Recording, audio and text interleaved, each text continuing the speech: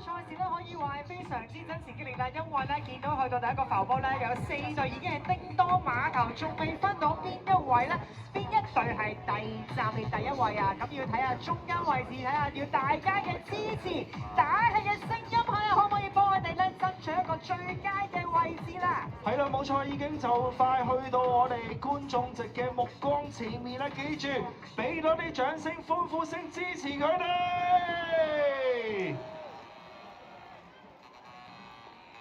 嗱，而家喺我哋司儀嘅角度咧，暫時咧都係爭持非常之激烈啊！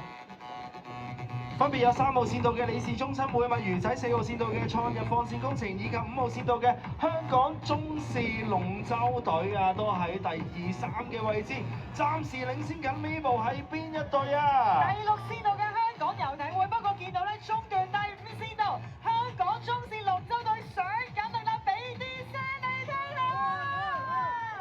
好啦，同一時間咧咬住唔放嘅，包括仲有4號線道嘅創日放線工程，準備衝過終點線，暫時領先嘅係6號線道香港遊艇會，4號線道緊隨其後創日放線工程，